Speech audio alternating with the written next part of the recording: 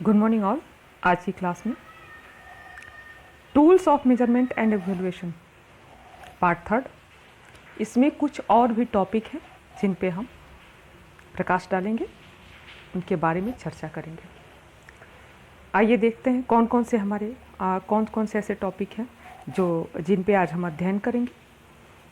तो आज सबसे पहले सोशियोमेट्री, उसके बाद कम्युलेटिव रिकॉर्ड्स, उसके बाद इनर टोटल रिकॉर्ड्स, फिर टेस्ट बैटरी।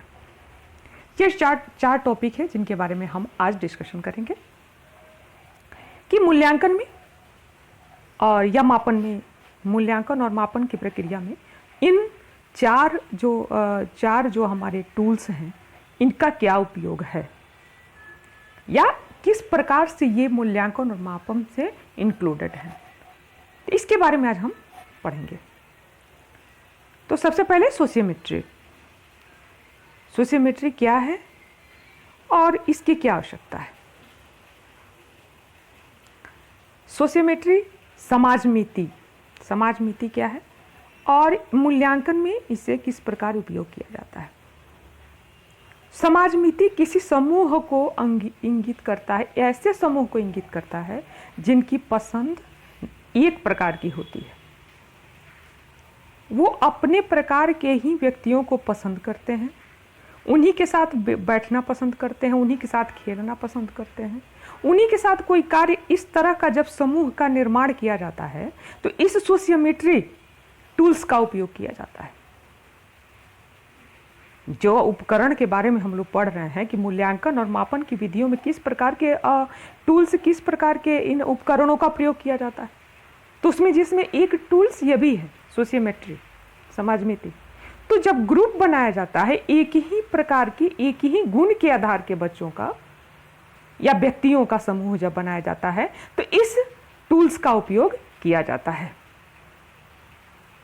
इसमें एक ग्रुप, एक बहुत बड़ा बच्चों का जो क्लासरूम है या क्लास में बच्चे हैं या एक व्यक्तियों का समूह है, उनमें एक अलग अलग ग्रुप बनाया जाता है जिसमें एक ही पसंद, एक ही तरह के गुण और के व्यक्तियों को अलग अलग डिवाइड किया जाता है। तो इसमें इस टूल्स का प्रयोग किया जाता है और उसके आधार पर उसका मापन और मूल्यांकन किया जाता है। तो यह समाज नीति जो है वह तीन तरह में बटा हुआ है। मैट्रिक्स, समाज नीतिय मैट्रिक्स, सोशियोग्राम तथा समाज नीतिय गुणांक। समाज नीतिय मैट्रिक्स जो है वह सारणी के आधार पर इसको डिवाइड किया जाता है, सारणी बनाया जाता है, कॉलम बनाया जाता है। सारणी जैसा कि आप जानते हैं कि सारणी किस प्रकार बनती है, जिसमें अधिकतर वह पसंद नापसंद बच्चों की लिखी जाती है और किन बच्चों के साथ कौन से बच्चे पसंद हैं, किन व्यक्ति को कैसा व्यक्ति पसंद है, अपने गुणों का, उसके आधार पर उसमें टिक मार्क दिया जाता है और अलग अलग कॉलम बनाए जाते हैं सारणी में। उसके बाद सोशियोग्राम में चित्र के द्वारा, इस चित्र के द्वारा इस समूह को इंगित किया जाता है उस तरह के जो एक तरह के गुणों वाले व्यक्तियों का। और उसके बाद आता है समाज नीतिय गुणांक। इसमें अंकों के द्वारा व्यक्त किया जाता है, अलग अलग डिवाइडेशन किया जाता है कि किस प्रकार के व्यक्ति एक समूह में रहेंगे और उन्हें क्या उनकी पसंद एक तरह की हो। तो यह जैसे उदाहरण के द्वारा आप इसे देख सकते हैं कि राजीव ने अख्तर तथा प्रदीप को पसंद किया, अख्तर ने राजीव तथा प्रदीप को पसंद किया, चार्ल्स ने अख्तर तथा प्रदीप को पसंद किया और मोहन ने अख्तर तथा चार्ल्स को पसंद किया, प्रदीप ने अख्तर तथा चार्ल्स को पसंद किया। इसमें कॉमन नेम है प्रदीप, जिसने पसंद किया और जिसको पसंद किया गया। तो एक कॉमन ग्रुप जिसके आधार पर वो इसका डिवाइडेशन होगा कि किस प्रकार के लोगों को वह पसंद किया जाता है, पूछा जाता है और उसी के अनुसार ग्रुप का निर्माण किया जाएगा। तो जैसे कि अब पहले से छात्रों ने जो उत्तर दिए हैं उन्हें सारणीबद्ध किया जा सकता है। और सारणीबद्ध आप कैसे करना है तो आप इस चित्र के द्वारा देख सकते हैं। एग्जाम में भी इस चित्र को आप बना सकते हैं अगर सोशियोमेट्री आया हुआ है, मैट्रिक्स, तो आप इसको मैट्रिक्स में इसमें आप इस चित्र को बनाएंगे तो जब इसको सारणी के रूप में जब इसे व्यक्त करना होगा तो आप इस सारणी के माध्यम से आप देख रहे हैं, जैसे कि राजीव ने अख्तर को पसंद किए चार, फिर उन्होंने प्रदीप को पसंद किया, फिर यहाँ दिया हुआ है कि राजीव ने पसंद किया है प्रदीप को, फिर उसके बाद चार्ल्स ने अख्तर को और प्रदीप को। तो इस तरह से ये जो सारणी बनाया गया है। ये समाजमितीय मैट्रिक्स को जब चित्र के रूप में व्यक्त किया जाता है तो वह सोशियोग्राम बन जाता है। इसमें तीर के निशान बनाए जाते हैं, ये छात्र की पसंद बताते हैं। तीर के निशान दो अलग अलग दिशाओं में होते हैं, तो छात्रों के परस्पर पसंद को इंगित करते हैं कि उन्होंने किस किस छात्र को पसंद किया है। उनकी प्रकृति को स्पष्ट करने में, बच्चों की एक प्रकार की प्रकृति को स्पष्ट करने में सोशियोग्राम अत्यंत सहायक होता है। उसके बाद समाजमितीय मैट्रिक्स जो है उसमें सोशियोग्राम में प्रस्तुत की गई सूचनाओं की सहायता से विभिन्न प्रकार के अब गुणांकों की गणना की जाती है। जैसे समाजमितीय गुणांक की बात हुई, तो गुणांक को क्या करेंगे, उसको अंकों के रूप में, तो इसमें एक सूत्र आता है पसंद गुणांक, पसंद जो किया गया SC, और कुल पसंद उसके बाद n-1। इस सूत्र के द्वारा इस समाजमितीय मैट्रिक्स को ज्ञात किया जा सकता है। इस सूत्र में n जो है वह सारे बच्चों की संख्या, कुल संख्या है। और ये सूत्र को जब आप देखेंगे तो इसमें पसंद गुणांक जो है वह SC, तो इसका मान 0 से 1 के बीच हो सकता है। इसका मान जो है 0 से शुरू होकर 1 के बीच होता है।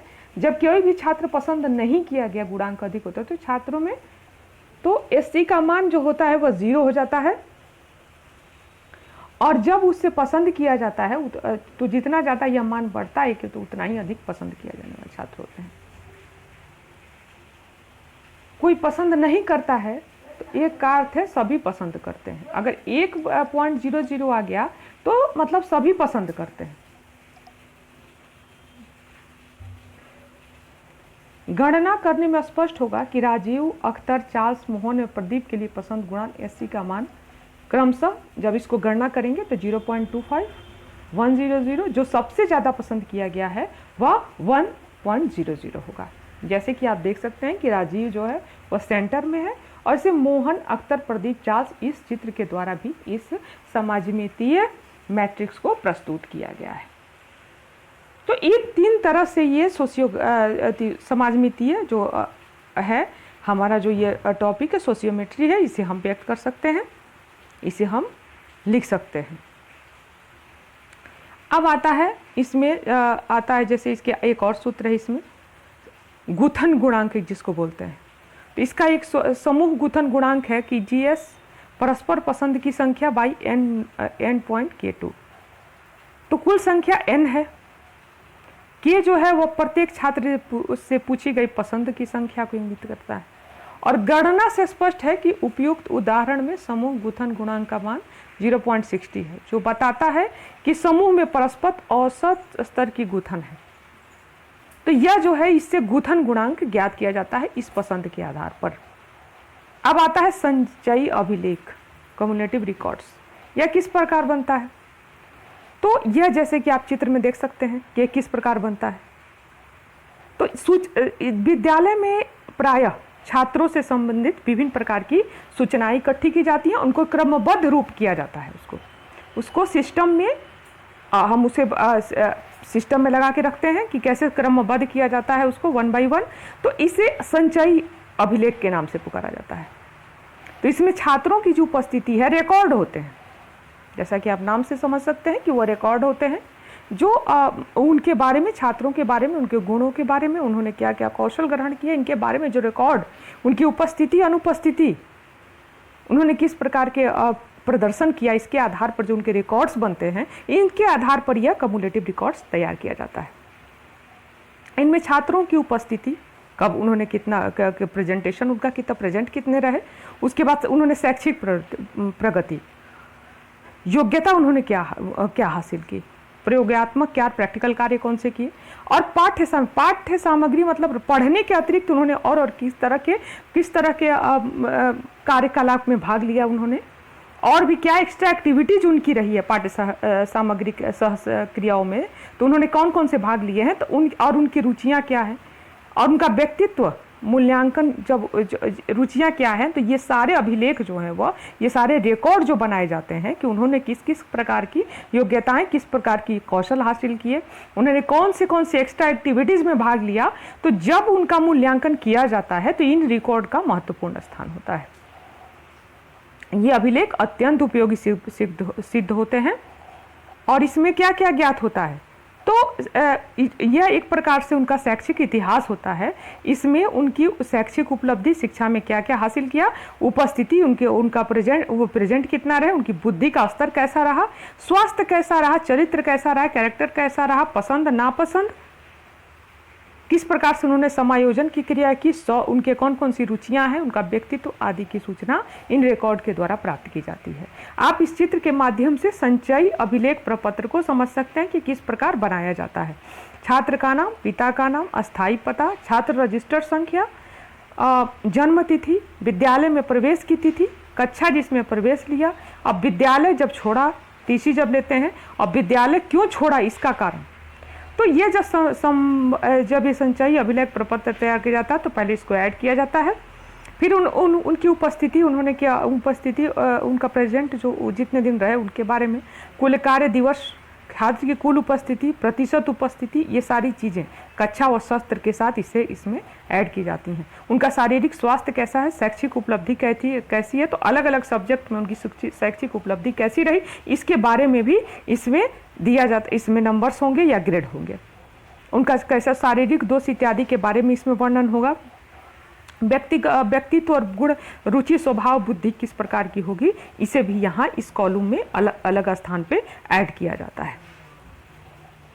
अब आता है एनेक्डोटल अभिलेख या एनेक्डोटल रिकॉर्ड जो हैं, तो यह क्या होते हैं, तो वास्तव में ये छात्रों के शैक्षिक विकास से संबंधित महत्वपूर्ण तथा सार्थक घटनाओं का वस्तुनिष्ठ प्रदर्शन, मतलब उन्होंने जो सार्थक, जो उनकी शिक्षा प्राप्त करने के दौरान जिस प्रकार वो पॉजिटिव जो उनके सार्थक जो घटनाएं उनके हुई हैं, जिनसे उन्होंने कुछ सीखा है, उसका यह वस्तुनिष्ठ प्रस्तुतिकरण है। उसमें लिखा हुआ है तो यह अभिलेख जो रिकॉर्ड जो है, ये घटनाएं अनौपचारिक और या औपचारिक दोनों प्रकार की होती हैं। अध्यापक को इन घटनाओं का वर्णन घटना घटित होने के बाद शीघ्रातिशीघ्र लिख देना चाहिए।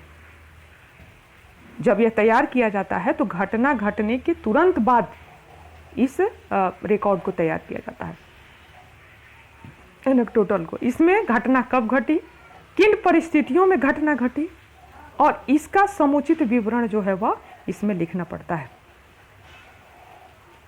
घटना के आधार पर अध्यापक छात्र के संबंध में अपनी व्याख्या तथा सुझाव भी एनेक्डोटल रूट के रिकॉर्ड में लिख सकता है। इसमें आप देख सकते हैं कि एक प्रपत्र सामने प्रस्तुत किया गया, किस प्रकार, तो छात्र का नाम, पिता का नाम, कक्षा, प्रवेश क्रमांक, विद्यालय, ये सारे यहाँ ऐड करेंगे। फिर दिनांक, स्थान व परिस्थिति, स्थान का नाम यहाँ लिखेंगे, दिनांक कौन से डेट पर यह घटना घटी है, इसमें छात्र का किस प्रकार की परिस्थितियों का उन्होंने सामना किया या किस प्रकार से उन्होंने अपने बुद्धि का प्रयोग किया, यह घटना का विवरण वहाँ लिखेंगे।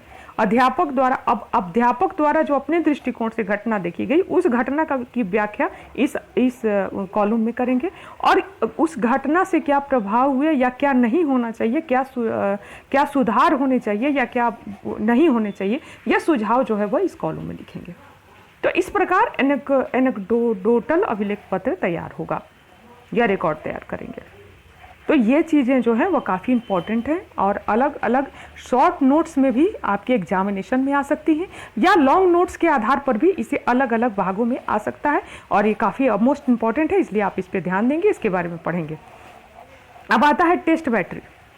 टेस्ट बैटरी क्या है, तो टेस्ट बैटरी में जैसे परीक्षण बैटरी, वास्तव में कुछ जैसे अलग जैसे असम परीक्षणों टेस्ट के लिए तथा उप परीक्षणों सब टेस्ट का एक निर्देशित समूह है। इसमें क्या होता है कि कई प्रकार के परीक्षण मुक्त परीक्षण या 10-12 परीक्षण को इसमें सम्मिलित किया जा सकता है। इसमें प्रश्नों की संख्या तथा समयावधि भी कम या अधिक हो सकती है। बैटरी के गुण क्या कौन से हैं टेस्ट बैटरी के? तो शैक्षिक संपत्ति, बुद्धि, व्यक्तित्व, रुचि आदि के मापन के लिए इसको आधार का प्रयोग किया जाता है। परीक्षण बैटरी के परीक्षण परस्पर एकीकृत होने के कारण व्यर्थ में दोहराने को कम करते हैं। वह चूँकि एक बार में ही इन परीक्षण बैटरी के द्वारा हम इसका क्या मापन कर सकते हैं, मूल्यांकन कर सकते हैं, तो इसमें बार बार दोहराने की जो क्रिया होती है वह कम होती है।